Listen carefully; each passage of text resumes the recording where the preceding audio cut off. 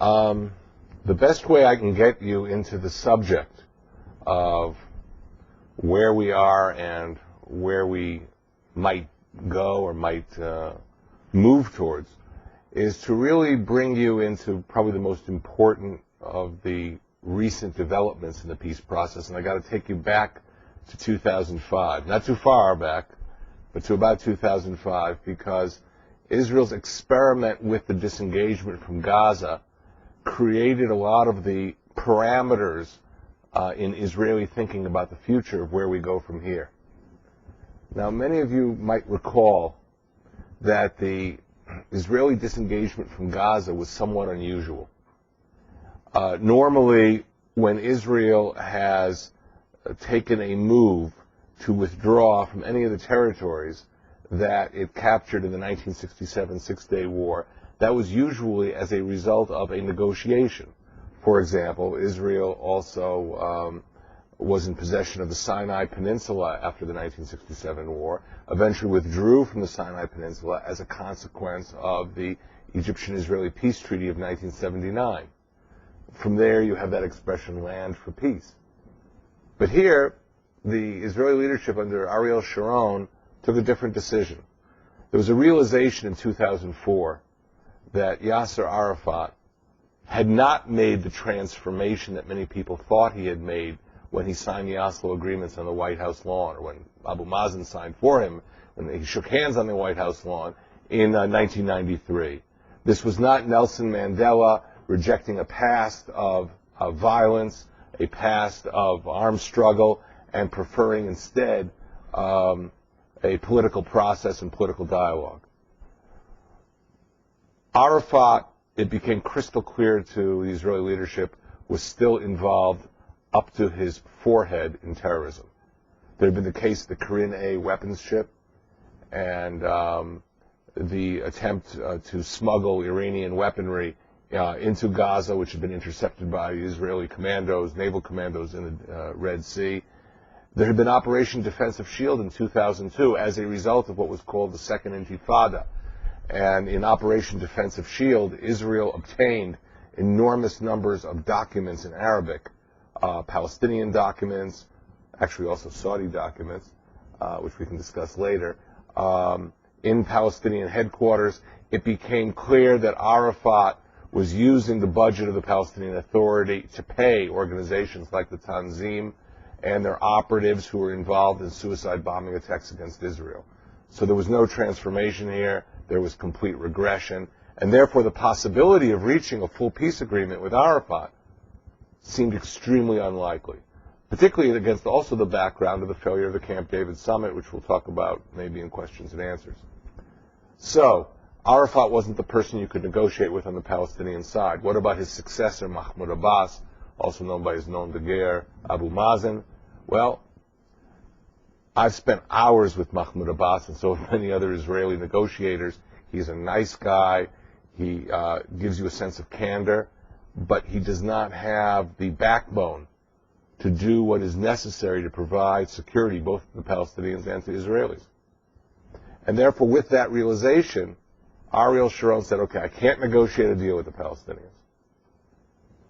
I can't work out anything else. If I want to begin to resolve this issue of the Palestinian-Israeli conflict, maybe I'll simply withdraw from territories that are less vital for Israel's security unilaterally.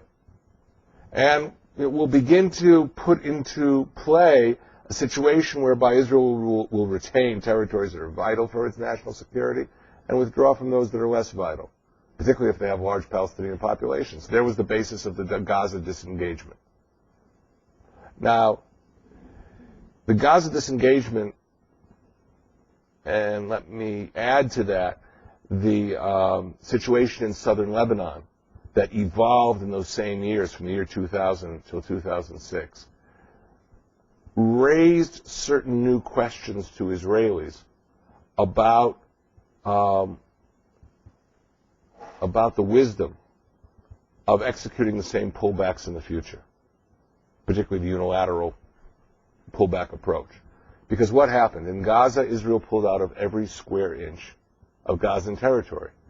Those of you who might have gone through UN resolutions on the Arab-Israel conflict might be aware of UN Security Council Resolution 242 from November of 1967, the most important of the UN Security Council resolutions on the Arab-Israel conflict. Why? Because it appears, first of all, it's the only resolution that both parties agree on, both parties being the Arab side and Israel. But number two, it appears as the basis of all our peace treaties, whether you're talking about the Israeli-Egyptian peace treaty, the Israeli-Jordanian peace treaty. It appears in the Oslo agreements. It appears in drafts that never finally were concluded with Syria. It's in all these reference points. Resolution 242 never required Israel to withdraw from all the territories that it captured in the 1967 Six-Day War. You might wonder why, and the reason has to do with the conditions of that war way back 40 years ago in 1967. Israel entered those territories in a war of self-defense. Now, how do I know that? How can I say that? Maybe that's a very subjective judgment. Because back in 1967, the Soviet Union tried to have Israel branded as the aggressor in the United Nations, first in the Security Council, and then in the General Assembly. And even though the United Nations has never been Israel's playing field, home stadium, the Soviets lost. Because it was clear as day back in 1967 that Israel was facing a near certain threat to its very existence as Arab armies mobilized their forces on our borders, and Israel managed to pull out of this and enter those territories in a war of self-defense. And international law and the response of the United Nations even back in 1967 was that, well, there'll be a withdrawal from territories, but not from all the territories, because Israel had a right to secure recognized boundaries, to use the language of UN Security Council Resolution 242. By the way, that whole issue of whether 242 and the withdrawal clause referred to a withdrawal from all the territories, or withdrawal from the territories, or withdrawal from territories, wasn't a debate between, on picayune uses of a definite article between legal teams in New York that were advising the various missions to the UN. That question went all the way to the top, to Lyndon Baines Johnson, to Alexei Kosygin, and appeared in a communication between the Moscow and Washington during the time that this resolution was formulated. Now, I digress because we have to go back to Gaza. Israel could have said, you know what? We're not going to pull out of the northern Gaza Strip. We know you have these Qassam rockets. They were beginning to use them already. They being Hamas, Islamic Jihad, even Fatah was using them against Israel. We know you have Qassam rockets. Why should we withdraw from northern Gaza and then put you in a position where your launching points could get closer to Ashkelon, one of our major cities in the south? So we could have said, no, we're staying in northern Gaza. We're holding on to 3 settlements in northern Gaza. Too bad, 242. Never said we had to withdraw from all the territories. But Israel didn't do that. In the south, the firm recommendation of many who dealt with national security was that Israel must not give up the perimeter of Gazan territory, meaning the area known as the Philadelphia route between Gaza and Egyptian Sinai. Can everyone imagine that? Gaza and Egyptian Sinai? By the way, it's called the Philadelphia route, not because there was some Captain Yossi from Philadelphia who was stationed there, but the Israeli Army's computer, which randomly generates code names for different roads and routes, gave that route the name the Philadelphia route. They don't say Philadelphia. In Hebrew, you say Philadelphia as an adjective. So that's why they say Philadelphia route. But that route, many people said, let's retain that. We know the Palestinians, meaning particularly the Hamas, have been able to smuggle under the Philadelphia route through illegal tunnels all kinds of weaponry into the Gaza Strip. And Israel has tried to deal with the problem of the tunnels, wasn't completely successful for a variety of reasons we can go into. But if Israel gets out of the Philadelphia route, the quality and quantity of weaponry that will be smuggled from Egyptian Sinai into Gaza will increase. But Israel said, no, despite our legal rights to retain that territory, we'll get out of every square inch of Gaza. So there'll be no claim to say, oh, well, you're still occupying a piece of this territory, therefore we have a casus belli to continue the war against Israel from Gaza. Now, I've got to switch you to another theater for a minute to explain to you how developments have affected a lot of Israeli thinking about the future. You might remember we had somewhat of a similar situation with our long stay in Lebanon. Israel entered Lebanon in the 1982 Lebanon War and gradually pulled back. Initially, it actually reached a virtual peace treaty with the Lebanese government, which the Syrians wanted to make sure they would kill, so they killed leading Lebanese politicians. But Israel gradually, over the years, from 1982 to the year 2000, pulled back in stages from Lebanese territory, till it had only a security zone in the south, which was rather untenable for all kinds of security reasons. And it was Prime Minister Ehud Barak who said, you know what? I'm going to pull out of every square inch of Lebanese territory. And therefore, if Hezbollah, who was the active party in Lebanon, the pro-Iranian Shiite militia, continues to wage war against Israel, when we're no longer sitting in Lebanese territory, then we will have the full legitimacy and the backing of the international community to do what is necessary to defend the state of Israel. Reasonable assumption. There were also many people who said the only reason Hezbollah exists as a militia and not as just a political movement was because of the Israeli presence in southern Lebanon. Remove the Israeli presence from southern Lebanon, and Hezbollah becomes a political party. So Israel withdrew completely from southern Lebanon, and in that case, it's very interesting because the United Nations sent a special team here to examine the Israeli withdrawal. And it was a special delegation sent by Secretary General Kofi Annan, which inspected and made certain that there wasn't a square inch of Lebanese territory that Israel retained. I'll give you a preposterous example of how this withdrawal worked. There is a famous Amora, a sage from the Babylonian Talmud named Rav Ashi, who was buried in northern Israel, but it turns out his tomb is on the Lebanese-Israeli border. The new fence created after this withdrawal, separating Israel from Lebanon, goes in the middle of Rav Ashi's tomb. So nobody said, let's split the difference. He appears in your ancient books. You guys take those 5 square inches, or 10 square inches, 10 inches. No, right over the middle of the tomb. My point is that Israel got out. Now, when Kofi Annan reported to the Security Council Israel's full withdrawal in 2000, the UN Security Council recognized it and said, yes, Israel has withdrawn completely from Lebanese territory. I have to say that because Hezbollah came up with another little story afterward, which I'm not going to go into detail with, but just you should know its existence. Hezbollah claimed that there was territory in the Golan Heights, which wasn't previously Syrian. It really belongs to Lebanon because Syria gave it as a gift to Lebanon in the early 1950s.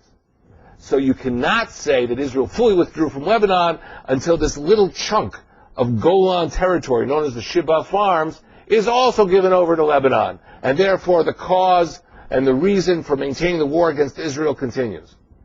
By the way, people went into, as scholars went into the map rooms of the United Nations to find evidence that this transfer of territory from Syria to Lebanon actually occurred. There was no evidence of it. Lebanese maps show that this was Syrian territory from the 1950s up to 1962. So nonetheless, this was still maintained so that a grievance could be maintained against Israel. And of course, as you know, Hezbollah did not dismantle its military capability because the war was over. In fact, Hezbollah's military power increased, and Hezbollah underwent an enormous military buildup, which we saw in 2006. But what was the lesson for Israel? I don't have the numbers right in front of me, but I'll give you the precise relative increases. After Israel withdrew from the Gaza Strip, in 2005, the total year, we might have had somewhere between 100 and 200 rockets launched at Israel. The following year, 2006, the number of rockets went up by about a factor of 500%. So although we had removed the political grievance of sitting in Gaza territory, the security situation got much worse. And that's talking about the year 2006. Since that time, we've seen other weaponry introduced into Gaza. The Qassam rocket that has been hitting Sderot consistently and hitting other parts of the western Negev is a locally made rocket. It's made in garages in the Gaza Strip. But we also saw in the last 2 years, that the Hamas is able to launch something called a Grad Katyusha, which doesn't have a 7-kilometer range, has a 22-kilometer range, and those rockets are imported, presumably through the Philadelphia corridor, since we left the area. So the quality of Hamas rockets and the range has increased, and there is some evidence that they can go up to Ashdod, which is one of our 2 main ports of the State of Israel. So the security situation didn't get better. The security situation got much worse. In the north, a similar process developed. I already said Hezbollah did not dismantle. Hezbollah built its capability up. It suddenly not only had rockets of 22 kilometers range, like a Katyusha, it was obtaining rockets with 150 or 200 kilometer range, like the Zalzal, an Iranian long-range rocket. They were suddenly obtaining. And so 2 events occur in 2006 that raise a serious question about what our peace process doctrines should be. One event is the capture of an Israeli corporal named Gilad Shalit from Israeli territory by Hamas, actually in a joint operation with an organization called Jaish al-Islam, as an al-Qaeda offshoot. Together, they captured Gilad Shalit, and he's still in some secret location in Gaza, kidnapped from Israeli sovereign territory.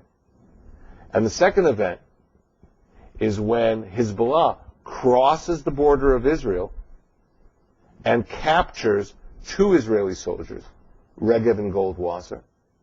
We thought they were alive in Lebanon. It turns out they were both killed. And we traded recently to get their bodies back. But now I'm moving into the cardinal question that these developments posed to us in Israel. Is the conflict between Israel and its neighbors still essentially a territorial conflict?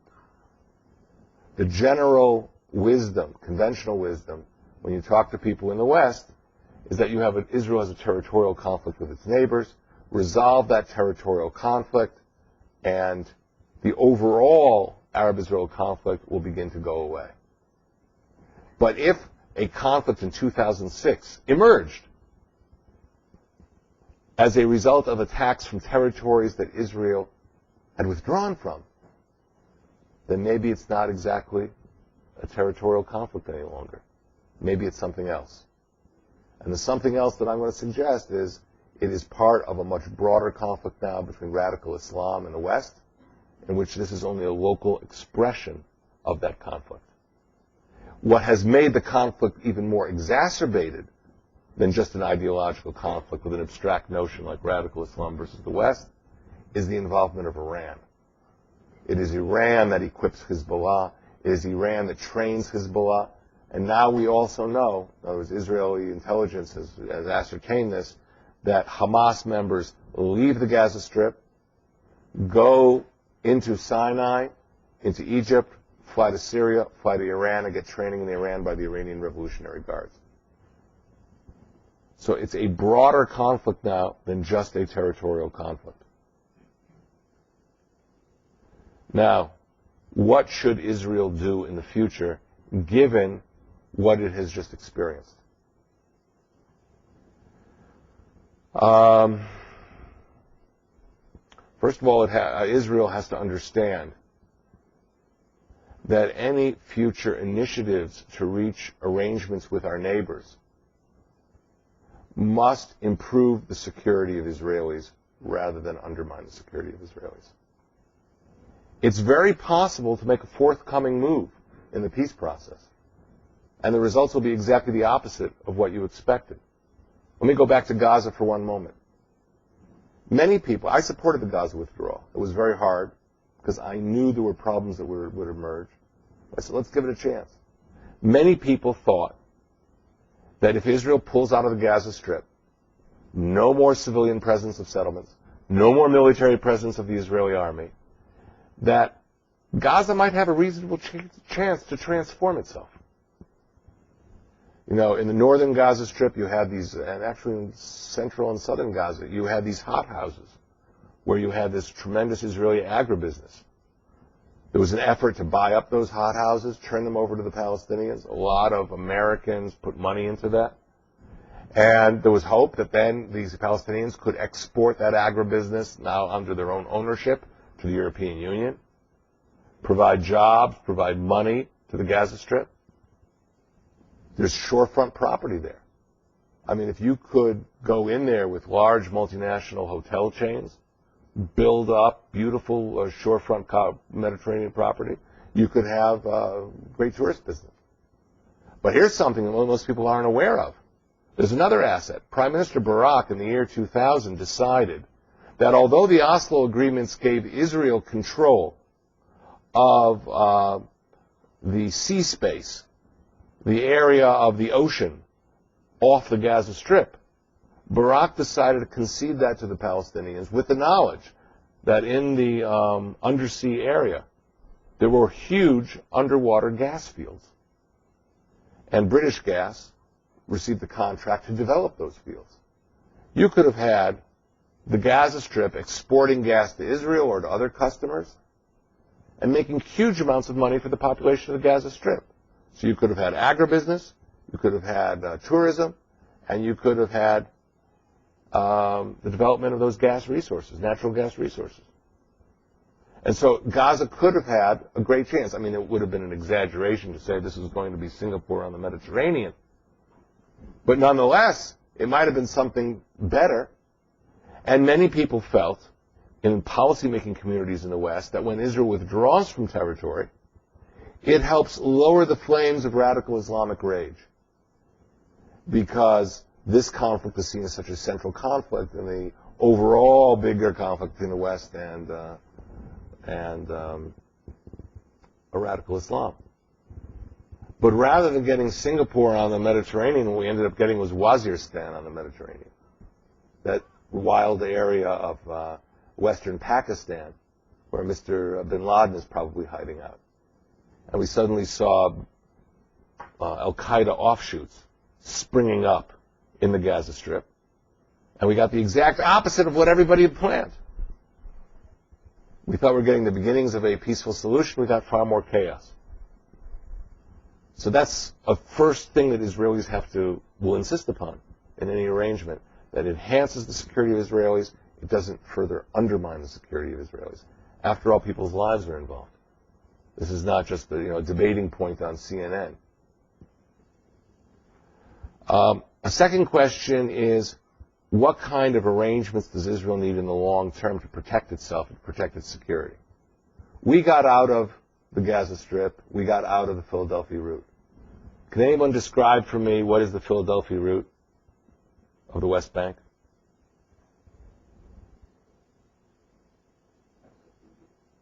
No. West Bank is the other way. No. What is the characteristic of the Philadelphia route? It is the borderline area between the territory under Palestinian control and the next neighboring state. So what is that borderline area? Jordan River. For years, Israeli leaders, particularly those who have been responsible for Israel's national security, have said Israel in any kind of final arrangement must retain the Jordan River Valley area. This was originally conceived by a famous foreign minister of Israel who was the commander of the Palmach named Yigal Allon. He was the foreign minister of Rabin in the first Rabin government in the 1970s. He actually wrote an article on the subject of defensible borders in Foreign Affairs magazine in 1975 or 76. And Alon's ideas, Alon was really the mentor of Rabin, even though Rabin was his prime minister. Rabin picked those ideas up. Rabin's last speech in the Knesset, a month before he's assassinated, he says, Israel must retain the Jordan Valley in the widest sense of the term. Sharon inherited that speech, used to use it all the time. It was Sharon's thinking as well. It's Netanyahu's thinking. But let's say that the next American president has a tough meeting with the next Israeli prime minister in the White House. It doesn't have to be tough. It could actually be a good meeting. But let's say it is, just for the sake of argument. And he says, I expect that you will have to pull out from well above 95% of the West Bank in the future, including the Jordan Valley. So let's say Israel feels compelled to withdraw from the Jordan Valley as a result of discussion with the next president or whatever. And let's say Israel does it. What happens the day after Israel pulls out of the Jordan Valley? Well, if you're out of the Jordan Valley, that means that anybody coming from the east has access to bring in volunteers, to bring in weaponry into the hills of the West Bank. Now, normally today, the Jordanians are making very strenuous efforts to prevent anybody from opening up that front and creating friction. So the Jordanian army will actually intercept terrorists that may be coming from Iraq, may be coming from Saudi Arabia, may be coming from Syria, because they have an interest in keeping that border quiet. But if all of a sudden Israel's out of the Jordan Valley, and word is out from southern Syria to northern Saudi Arabia that the gates of Troy are open, that means a lot of people are going to flood into Jordan to try and begin to wage jihad against Israel. Now, this is not a Tom Clancy scenario for a new bad movie. In fact, about 3 to 4 years ago, we had a case where a cell belonging to Abu Musab al-Zarqawi from Al-Qaeda Iraq had located itself in a city in Jordan called Irbid and was trying to recruit Palestinians in Nablus. So this possibility certainly existed, and we just had the whole phenomenon of the Philadelphia route in Gaza. So what I'm trying to explain to you is that it is critical for Israel's future to retain control of the Jordan Valley as part of any future settlement in this area. Now, that's not going to be an easy thing to negotiate. It's going to be extremely tough. But when the Palestinians come to the peace table looking to establish a Palestinian state, Israel has to come to the peace table with its requirements, particularly in the area of security. If we say nothing and we just say sure, then we could create a situation which could actually be worse than the present tense. And that's an element that one has to take into account. I know raising security needs of Israel is very difficult because people want to hear that everything's going to be smooth and there'll be a happy ending. But these are lessons we have to draw from our recent experience. The last issue I'm going to raise with you is also going to be not an easy issue, but it's an issue I have to be honest about. And that's the issue of Jerusalem. I wrote a book 2007 called The Fight for Jerusalem. And it came from my own realization that a tremendous struggle had been unleashed from the Camp David negotiations back in the year 2000 with President Clinton. It started with Yasser Arafat throwing out a very simple idea, simple and dangerous. He said the Temple of Solomon never existed in Jerusalem. I say it's dangerous because Arafat, I know his negotiating style. He would say preposterous things to throw people off center. But he was like someone who threw a pebble into a pond, and the ripples started spreading across the whole Middle East. Suddenly you were having seminars in temple denial in the United Arab Emirates. They would try and find some department of Bible in a Danish or German university where they could find professors who would say that the entire Old Testament was made up by priests at the time of the Maccabees. But the whole narrative of the Old Testament has no basis in fact. that King David, who appears in the Quran, as of course is Dawood, but nonetheless, that King David, I'm now not so much talking about Arafat, but I'm talking about the mood that was starting to spread in a lot of this discussion.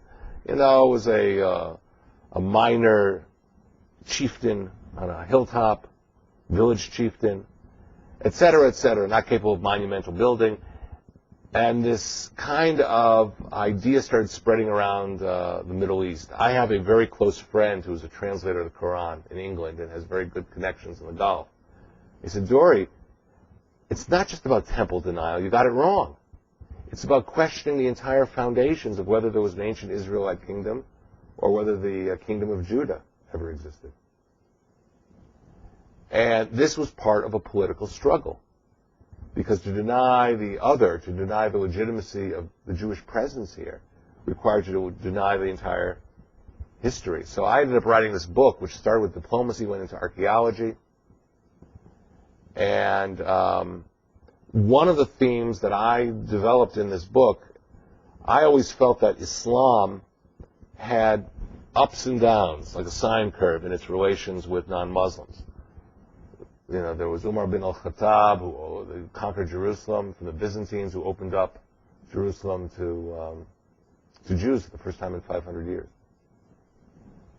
But in the current situation, what I detected was that there's a kind of new, I called it an evil wave, spreading through radical Islam against religious sites across the region. And the first marker of the new difficult wave was the Taliban attack on the Buddhist statues, 2,000-year-old Buddhist statues in the Bamiyan Valley in Afghanistan. They were attacked in 98 and they were destroyed in 2001. And then I started noticing other things. Attacks on Shiite mosques, attacks on churches in Iraq.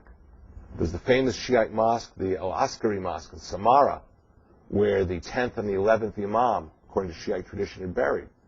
Well, who took care of that? Abu Musa al-Zarqawi. That whole gold dome was blasted off. We found more attacks occurring here. We saw in the beginning of the Second Intifada in 2000, the attacks against Joseph's tomb in Nablus.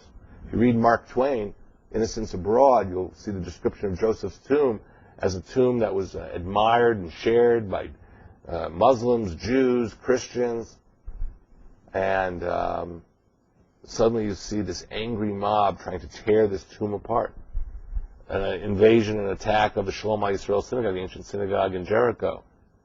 There was, during 2002 Operation Defensive Shield, a joint Fatah-Hamas unit that went into the Church of the Nativity in Bethlehem and kept their captive clergy as well as other innocent people who were there for over a month until finally their release was negotiated, and those who had seized the church were sent to European countries as part of some deal to disengage the problem.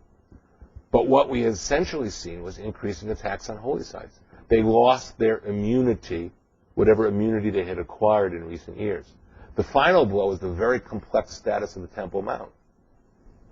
Because on the Temple Mount, as most of you probably know, Israel allowed the Waqf, the Muslim authority of religious endowments, to have administrative control. During the Oslo years, that administrative control of the Waqf shifted from the Jordanian Waqf, through whom we worked, to the Palestinian Waqf. They became much more radicalized. And then, starting in 96, we see efforts of the Palestinian Waqf to dig out subterranean caverns in the Temple Mount to develop underground mosques and to destroy antiquities, particularly anything with any Jewish symbol. And how do we know that? Because when they pulled out about 70 tons of archaeological rubble that had been unsifted, Israeli archaeological teams went over the rubble in various dump sites around Jerusalem and found remarkable evidence from the Second Temple period, some evidence from the First Temple period. So, with all that said, let's go back to the peace process. I think it is now clear to most Israelis that were Israel to concede the old city of Jerusalem, that there'd be no way that we could protect the holy sites of the three faiths. That, in fact, the only ones who will protect religious access and freedom in Jerusalem will be the democratic state of Israel. We are imperfect. We have a security situation which is difficult. We have to limit the number of worshipers who come to Jerusalem on Friday on the Muslim side. Sometimes we have to profile people on the basis of their age because older people are less likely to be suicide bombers. But, the Saudis limit Hajj as well to certain numbers and certain profiles. But in comparison to what has been going across the region, were we to withdraw from the old city of Jerusalem, there's a serious question about who would protect the holy sites not only of Judaism, but of Christianity as well. Therefore, to just summarize, I think in the future, we have to engage our Palestinian neighbors. There are ways to do so. There are ways to restructure this conflict perhaps in a more creative and a better way so that it's more soluble than it is right now. But in the future, Israel will have to insist on two elements in its policy. Number one, exercising its right to defensible borders, which I didn't really fully elaborate on, but if we're talking about the Jordan Valley, that's an example of it. But defensible borders actually appears, the term appears, in a letter written by George Bush to Ariel Sharon on April 14, 2004. It was a letter given to Sharon for his disengagement from the Gaza Strip. The quid pro quo for getting out of Gaza did not come from the Palestinians. It came from the United States. And that letter was approved by both houses of the U.S. Congress, the House and the Senate. It's really a bipartisan letter. So it doesn't just belong to one president. It belongs basically to the entire federal U.S. government. The second element, of course, is keeping Jerusalem united. A tough one, a tough issue to negotiate, especially since past Israeli governments have suggested that they would consider dividing Jerusalem.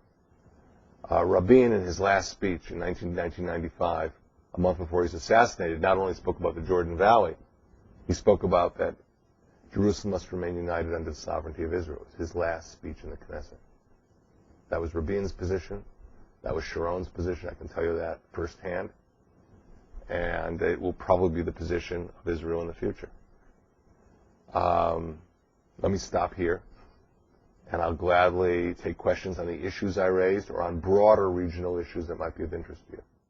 Well, I can't speak for the current government. I'm not a member of it. I've just become aware of other ideas that are circulating. Palestinians come to my office, which is not far from here, and speak to me about, well, how do we get out of this morass? They will say to me, Hamas, that's like the Taliban. People are miserable under Hamas rule, although Hamas knows how to bring out the vote in support of themselves. But a lot of people don't like the Hamas government in the Palestinian community. Fatah, which had been the hope to be the counterbalance to Hamas, actually lost the Palestinian elections, probably and partly because it was seen as being a corrupt political party. It had used a lot of the monies that came in from the European Union during the Oslo years and from the United States to enrich the pockets of certain officials. And therefore, there is actually a buzz in Palestinian politics to say, we have to reconsider getting Jordan involved in this again. And I hear that from them. As probably most of you know, the West Bank in 1967 was under Jordan. Jordan then and Jordan today has a Palestinian majority. I hope it stays Jordan. I hope the Hashemite throne continues in Amman.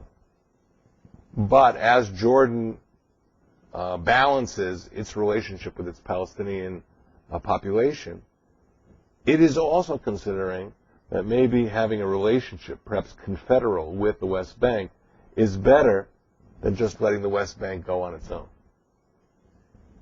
And if the Palestinians reach that conclusion and the Palestinians turn to Jordan and make that request, that might open up a whole new way of solving this on the basis of basically Israel and Jordan splitting the area of the West Bank so that Israel retains what's important for its security and Jordan has its relations with the West Bank. That will not be an easy deal to strike. And any kind of territorial compromise in the West Bank would be something which many in the Arab world would say, well, wait a minute, how come we're agreeing to this? Perhaps as a long-term interim arrangement while we keep the ultimate permanent status arrangement somewhat vague. But I'm just reporting to you what I hear from Jordanians and Palestinians who came to my office. I know, and I'm speaking of senior people, like a ministerial level people. I know that when the U.S. government began to push the Annapolis Conference, the idea of bringing Jordan back into this equation suddenly came to a halt. And actually, King Abdullah suddenly made public statements saying, I don't want any confederation, I don't want any link, because I think he didn't want to advocate any position that would be in conflict with the position of President Bush or Prime Minister Olmert. But if we go back to the drawing board in 2009 and we look for a different course of action, this may be one of the courses of action that could be considered. You know, that's a very real question, particularly because I think a lot of people expect that Israel is going to withdraw to the 1967 lines, or, you know, with minor modifications. If those are your expectations and somebody comes and talks about defensible borders, it's like, well, wait a minute, how are we going to do this? It's not going to work. First of all, in terms of the size of a state, there are no rules about viability. Bahrain is much smaller than the West Bank, but it's a viable state. Nobody says it's not a viable country. But let's set aside that question of size and viability because there are no rules here. One of the problems we face is that the security situation so declined during the Oslo years that Israel had to take countermeasures. Many Israelis, including myself, were against building a security fence. You know, fences don't make sense. Fences end up there's always a countermeasure to a fence. You dig under, you go over, you get a ladder. But, yeah, I mean, really, it doesn't seem to be like but the problem is the security fence really works. If you have a situation where you have pulled Israel's security control out of the West Bank cities, the Palestinians did not fill that vacuum with a responsible Palestinian security force, like the Jordanians have a security force in their country. They didn't do that. And then you have a situation whereby terrorist groups with Iranian money, before that Saudi money, start sprouting up in the areas of Palestinian jurisdiction. So that on a regular basis, young Palestinians who have been drummed in with hateful propaganda and religious doctrines take suicide belts, put them on their bodies, and walk across a cornfield from Kalkilia into Kfar Saba, or from Tulkarem into Netanya, and blow themselves up in a shopping mall. What do? You got to put up a fence.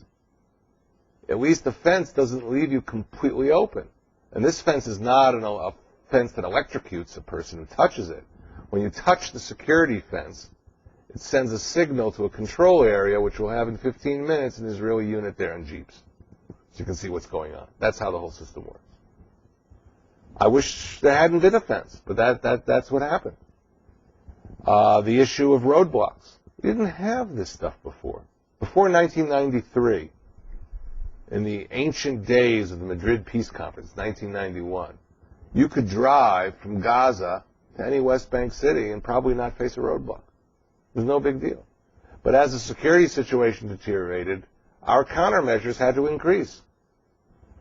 One of the ideas of how to help try and get out of this morass at an early stage is to generate much more economic development in the West Bank area by trying to concentrate those zones of economic development on the areas that are more on the periphery of the territory, closer to Israel or closer to Jordan. And if you could generate employment, if you could generate investment in those areas, and the security could be safeguarded by its proximity to Israel or proximity to Jordan, then you could begin to get out of this morass. You wouldn't be dependent on trade through, what do we stop first? The roadblocks, we remove those, we get security first. You don't get into that whole thing. But you're right, we have a problem. Now, on viability, one other point to make.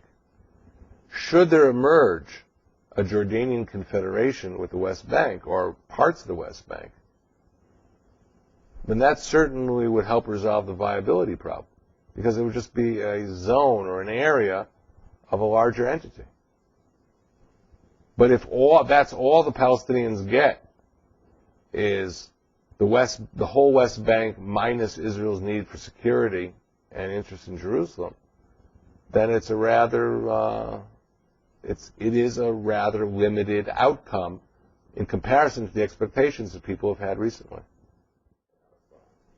Well, I don't know about the three sections. I mean, I think it's possible to create a Palestinian zone from Jenin in the north to Hebron in the south without having to go through an Israeli roadblock. It's possible to design that concept. But, as I said before, any outcome that emerges is not just addressing Palestinian interests. It has to address also Israeli interests. No, but it isn't so clear, because a lot of times, if you read, let's say, the roadmap to peace, it's the roadmap was put together by the quartet. It talks about how to create a Palestinian state. It doesn't talk about how to create a Palestinian state and provide a model for Israeli security. There's like no. By the way, this is our fault. If you ask most Israelis over the last 15 years, what's your goal in the peace process? Excuse me. If you ask most Palestinians, what's your goal in the peace process? They say Palestinian state with Jerusalem as its capital. You wake up Saib Arakat at 3 in the morning, and you ask him that question, Palestinian state with Jerusalem as its capital. And you ask most Israelis, what do you want from the peace process? Peace. Now, when one side says they want a Palestinian state with Jerusalem as its capital, and the other side says they want peace, what kind of an equation do you get? You have one side with a defined goal, and you have another side with an abstract goal. Wait, I'll tell you. An abstract goal. Now you tell me whether you are a lawyer, a businessman, an educator, whatever your line of work is in life. If you go to a meeting and one guy knows exactly what he wants, and the other guy has sort of a vague idea of a general value he'd like to achieve, who wins? Who wins that meeting? Who walks away with his built-in advantage?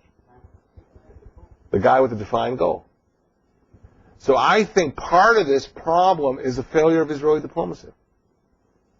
By the way, what I just said to you, I said in a one-on-one meeting with Ariel Sharon in Hebrew.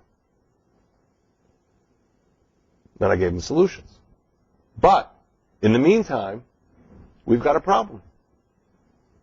Resolution 242 did not say Israel has to get out lock, stock, and barrel from the West Bank and East Jerusalem. Didn't say that. Didn't mention Jerusalem, which we can get into separately. But, so how do we square the circle? Every time a Secretary of State, a new Secretary of State comes here every 4 or 8 years, all determined to solve the Arab-Israel conflict and get a Nobel Prize. And they end up looking like somebody who's taking square pegs and banging them into round holes, and it doesn't work. Because the size of the concept they have in mind is the square peg, and the size of the available territory to make the hole is round, and it doesn't work. So we've got to creatively address this. And by the way, I say what I'm saying to you, to Palestinians, to a Palestinian minister in the sense of minister in government. I say, I don't want to deceive you. I don't want to build your expectations that voila, we're going to have this, this incredible state of Palestine stretching from here to there. We have our interests. You have your interests. Let's see how we address this. How can we square the circle? That's what has to be done.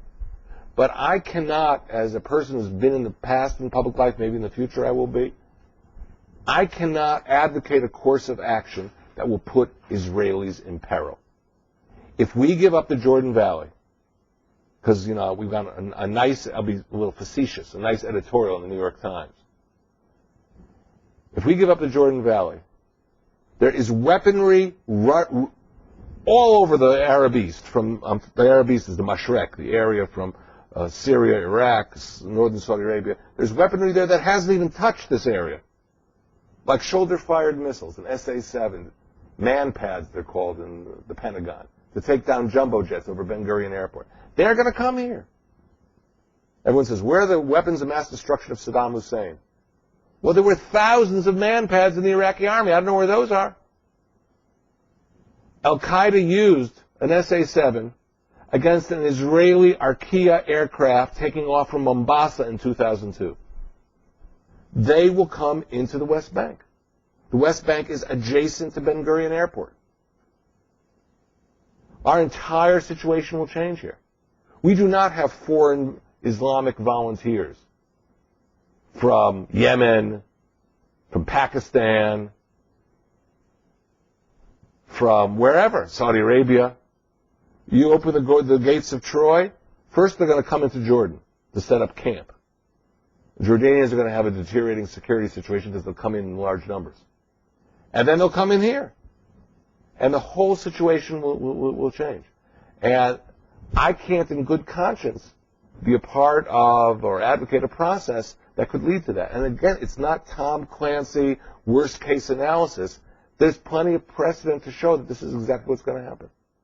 First of all, the demographic story is changing. Because as, let's say, Muslim women wait till a later age to get married, they'll get married at 14. And as they go into the workplace, and there's modernization, these kind of, horrific demographic predictions become less likely. Even Iran has reduced its birth rate significantly. I see it as a changing phenomenon. Now, the Haredi population, the ultra-Orthodox, the black hat population, is going through also very interesting transformations. Many years ago, the only option was to study in yeshiva.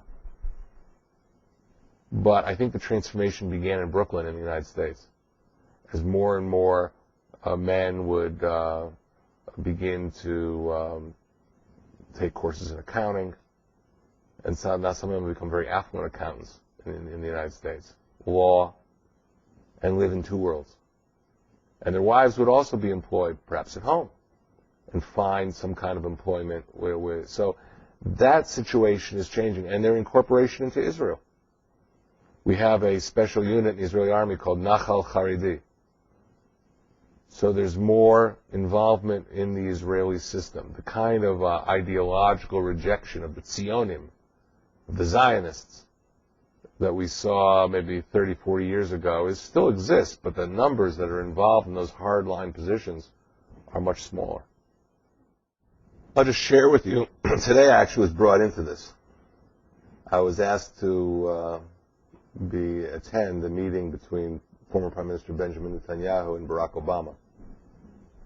And so I got to feel real close up Senator Obama's positions. And I think that the Israeli-U.S. relationship is so institutionalized and so deep that I think Senator Obama, if he is elected, will continue to have a good, strong relationship with Israel, as will Senator John McCain, if he's president of the United States. I think when you're in a political phase, you have to get elected. When you're in a political phase, I think that also makes differences a lot starker than they really are. Because you got to say, you'll get us into wars. You'll sell us out. And in reality, differences begin to narrow as you get exposed to intelligence material, as you get exposed to the real threats you're facing. I think Senator Obama is speaking about Iran today in a much different way than we originally heard about 6-7 months ago. I mean, there's nothing like going to Afghanistan, hearing about Iranians. He didn't tell us that. Going to Iraq and hearing about Iranians, which I imagine he did, but he didn't say that to us. And then coming here and finding that Iran is pumping into both Gaza and into Lebanon, which he did here. So I think that relationship will endure. Now, there'll be nuances, because there'll be people, whoever is elected always wants to be different from the guy before. So just as President Bush wanted to show, I am not Bill Clinton, and a lot of his people were possessed with that sense when they first took over, I imagine the next president will want to define himself very differently from George W. Bush. And that can lead to kind of new policies. Sometimes it's not the president, sometimes it's lower levels, further down. I'm now writing a book on Iran, and I've been studying Jimmy Carter's period in office. And it's very interesting. Carter did not take actions that really undermined the Shah of Iran. Didn't bring his downfall, as some people think. But people in the bureaucracy took Carter's rhetoric and began implementing policies on their own, which completely undermined the Shah of Iran and brought to the rise of Khomeini. So you get structures where the guy at the top is giving a kind of general drift of where he'd like things to go, and people are taking those ideas and running with them even without instruction. And that can happen, and that can be very difficult.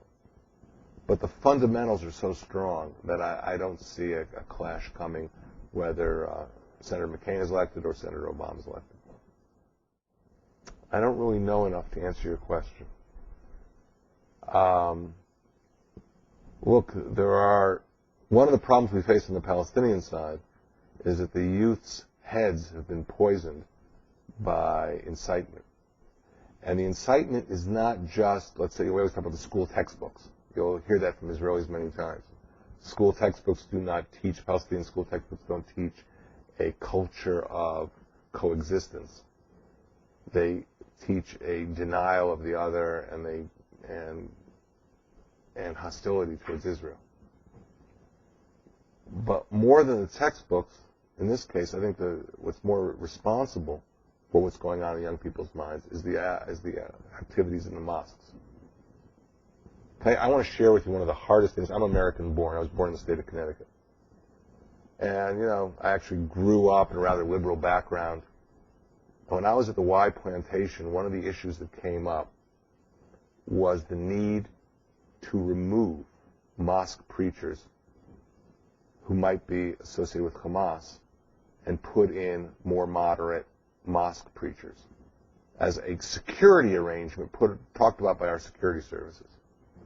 And for me, as someone who's American-born, to see us intervening in who are the mosque preachers was something I was like sort of shifting in my seat, feeling a little uncomfortable, frankly. But in this part of the world, the recruitment of suicide bombers mostly occurs through mosque systems.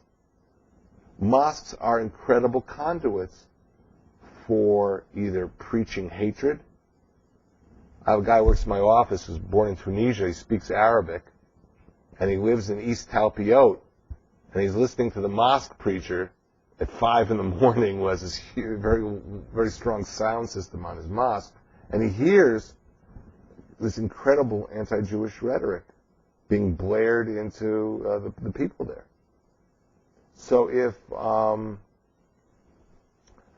my point is that situation with the youth, we've got to find a way, however we structure a peace process in the future, to address the hate that's filling people's minds without, trying to seem that we are interfering in people's religious freedom in some kind of way. You should have religious freedom, but you can't have freedom to incite people to hate. Do you think the U.S. Embassy in Saudi Arabia sends people to mosques to listen whether the mosque sermons are calling for the destruction of America? I doubt it. But you know that in Saudi Arabia, they put mosque sermons in Arabic on websites. So if you get an Arabic scholar, you can download them and read them. They are horrible. I put them in my book, Hatred's Kingdom. And increasingly, these are issues that are part of security. And we have to address them. We have to figure out standards for addressing them and yet preserving tolerance, on our side. That's tough. I didn't touch on women. I touched on youth, young people. Where I think I can pick up from your comment is that I think it's very important to change the situation on the ground quickly. I'm not sure we can get to a political solution. Sometimes in life, you study political conflicts around the world, you have unbridgeable differences. I mean, you could stick representatives of Pakistan and India into Camp David. No, please, I live too close. I live down at the bottom of the hill. You could stick them someplace. We'll take them Shepherdstown, West Virginia. Is that better? For a month. For a month. You give them great catering, good moods. Everyone gets little jackets to walk around with saying Shepherdstown on them. Souvenirs. You know, the whole thing. They'll feel very, very comfortable. You know what? Do it in Maui. Let them get loose. You know, ideal environment, Gan Eden. Some conflicts, you're not going to bridge Kashmir that way. It's not going to happen. And there's this tendency to think that it can be done here. But while we're waiting for that brilliant moment of diplomacy, situation on the ground gets worse. And we have to change it. As far as our moral position, look, we are a country at war. When you're a country at war, you have hard choices to make. I used to always joke around, if I was the ambassador of New Zealand to the United Nations, long vacations, I don't know what the big problem is exactly there. Sheep, I don't know. Here, every 4 hours is a major news item occurring. The pace of events is difficult to... They live on them. There's another shot of adrenaline. I don't know. But it's a... what I'm trying to say is morality is measured not by the dilemmas faced by the New Zealand Army. Morality is measured by that Israeli soldier, 19 years old, at a roadblock. An ambulance is coming with a pregnant woman who has to get to Hadassah Hospital. And there's intelligence that under that pregnant woman is explosive material. That's where you start getting into the real measure of moral country. I'll say one thing, though, about morality.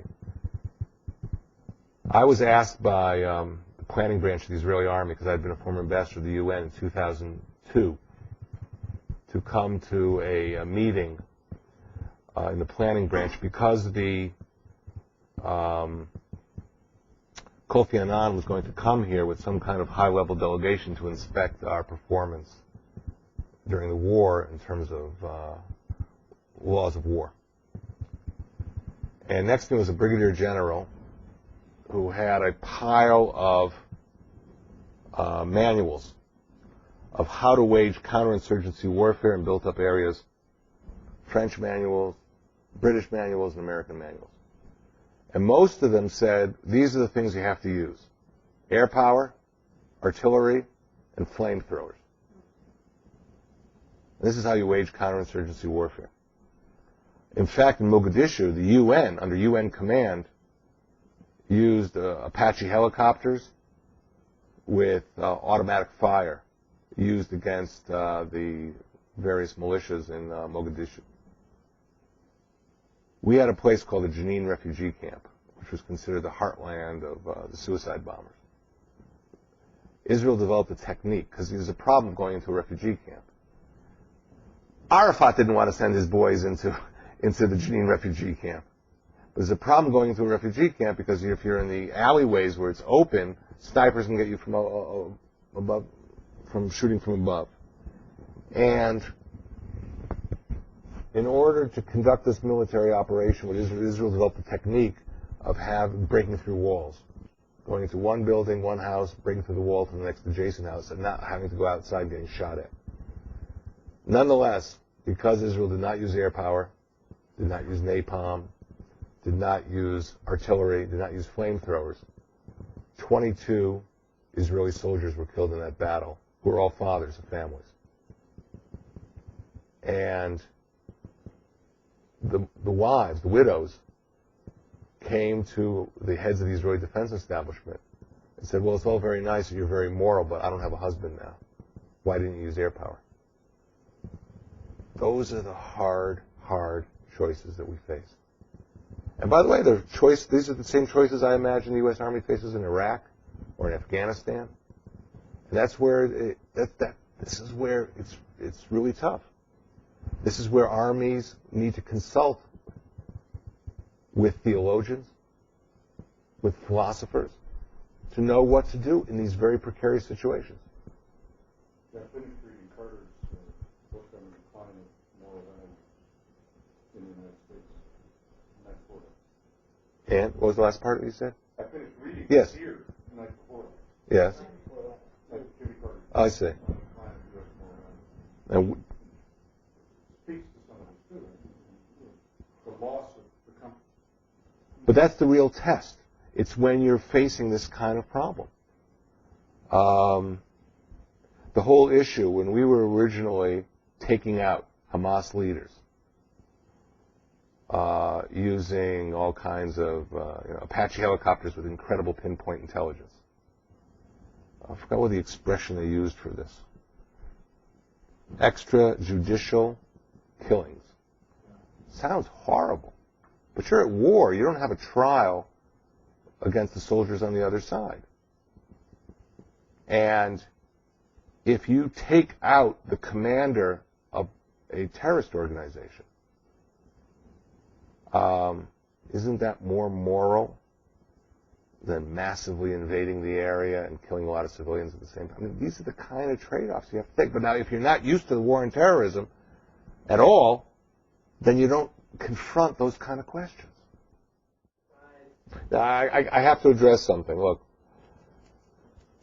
I am not a spokesman for an outgoing administration in the United States. I'm an Israeli, and I'm an Israeli diplomat.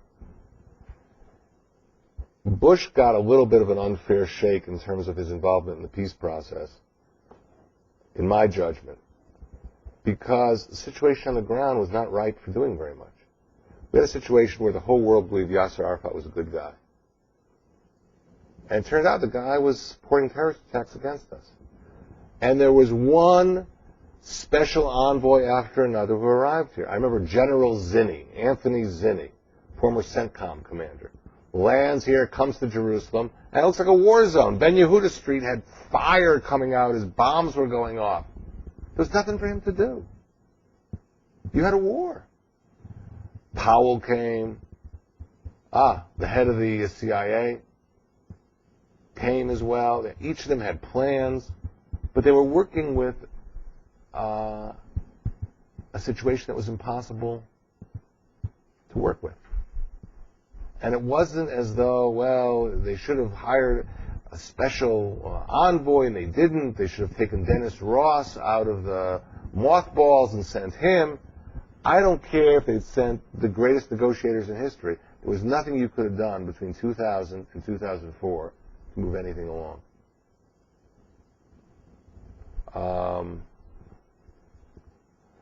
And now we'll have to see. Don't forget, you start getting into opposition politics. So you get, the Democrats will say that the Republicans are just warmongers and aren't interested in the peace process, and the Republicans will say the Democrats are softies and will lead America down the road to war because they haven't confronted the Iranian threat properly. Whatever, there's a lot of politics in a lot of these positions. Now, what can be done? I think ultimately Israelis and Palestinians are going to have to resolve this. I think contact between them is helpful, but ultimately the highest levels have to make these decisions. I was involved in Track 2 processes. There was an organization called Search for Common Ground in Washington. It invited me for meetings with Arabs from Arab countries and Palestinians, and they were very useful. But ultimately what made them effective was when I could go back to an Israeli political leader and talk to him, and they could go back to an Arab political leader and talk to them. And if we could bring those two leaders together, then we accomplished something.